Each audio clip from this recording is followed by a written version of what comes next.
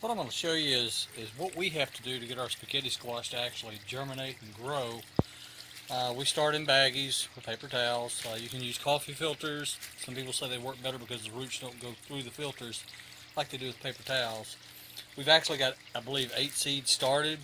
That's what they look like in there, and you can see right here if you look, the roots actually coming out of this one. So they're actually ready to go in dirt or in the system. We're going to start in dirt first because if you'll see, our leaves aren't even fully open yet. They've just sprouted, just germinated. You see we got good root growth. And this has just been in paper towels with a little bit of system water on the paper towel to give them a little extra nutrient. Probably not necessary, but that's what we like to do. We've got a mixture of peat and just potting soil here, which our potting soil is primarily our vermicompost. So we just mix that with some peat just to make it a little lighter and a little easier to get out of the roots. And we only do that for a few different plants. Most of our plants we start in sand. But these, because they're so finicky, we'll start them out in this potting soil mix.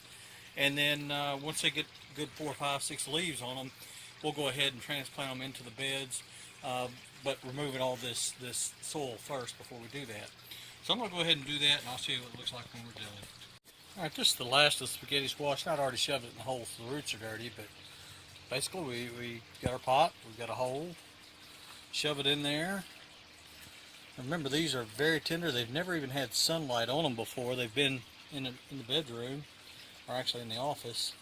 But we'll get that in there, kind of get some of the soil around it. Alright, put some more on it. We don't want to totally cover it and make it hard for it to grow, but we want to protect it from the sun. You'll see the others here, how they're sticking out, and it's almost, the sun's starting to go down here. This one right here, it actually has started germinating, but that seed is way behind the rest of them. This one I covered up just a little bit, but it's in there. But you can see them, they're all there, ready to go. We're fixing to water them using system water, very lightly. And then we'll keep these in just moderate sunlight for a day or two, and then start every day getting them more and more sunlight to kind of get them ready to be in full sun. But they should do well. We've got a total of 8, and we'll see how many survive. We'll put some here, and then Miss Charlotte Ann will have some of these in her system as well, about a quarter mile away from us, and we'll see how they all do.